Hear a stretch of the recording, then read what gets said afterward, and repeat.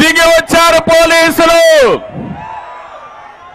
పక్కనే ఆర్టీసీ భూమి ఉంది, అక్కడంతా కూడా బుషెస్ అన్ని ఉన్నాయి, చెట్లుంటే నేను ఎన్ఎస్జీ ప్రొటెక్టివ్ని, అలాంటి చెట్లు క్లియర్ చేయాల్సిన బాధ్యత ఈ పోలీసుల పైన ఉంది.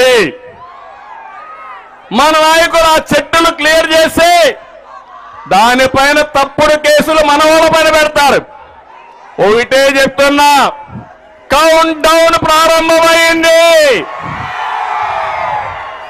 ఎన్ని రోజులు తమ్ముళ్ళు మిమ్మల్ని అడుగుతున్నా? 52 రోజులు. ఆ 52 రోజుల తర్వాత తెలుగుదేశం జనసేన సునామీ, గెలుపు మనది. అనుమానం ఉందని అడుగుతున్నా. అడ్డం వస్తే నిలువుగా తొక్కుకుంటూ పోతాం తప్ప నిలిసేది లేదు. సిద్ధమాని మిమ్మల్ని అడుగుతున్నా. ఏమమ్మా సిద్ధమాని మిమ్మల్ని అడుగుతున్నా? ఏం తమ్ముళ్ళు సిద్ధమాని మిమ్మల్ని అడుగుతున్నా? మీరు జగన్మోహన్ రెడ్డి ఓడించడానికి సిద్ధం. వైఎస్ఆర్ కాంగ్రెస్ పార్టీని భూస్థాపితం చేయడానికి సిద్ధం. జగన్మోహన్ రెడ్డికి అభ్యర్థులు దొరక్క ఎత్తుక్కొని సందిగ్ధంలో పడిపోయాడు. ఇక్కడనే చూశారు, మొన్నటి నుంచి ఒక బకాసురుణ్ణి ఇక్కడికి పంపించాడు.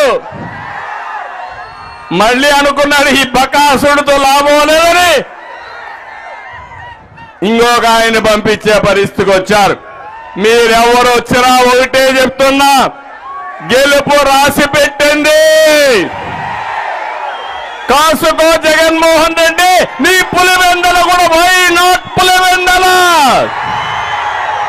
అవునా కాదా అని అడుగుతున్నా. చిల్లర రాజకీయాలు మానుకో, గౌరవప్రదమైన రాజకీయం చేయి. నేను కూడా నీ మారిగా ఆలోచించుంటే నువ్వు మీ ఇంట్లో నుంచి బయట వచ్చేవాడు అని అడుగుతున్నా. నా రాజకీయాల ముందర నువ్వు ఒక బచ్చా. అవునా కాదా? వీళ్ళ నాన్నే భయపడ్డాడు. అలాంటి ఈ బచ్చాకు నేను భయపడాలా తమ్ముళ్ళు అని మిమ్మల్ని అడుగుతున్నా.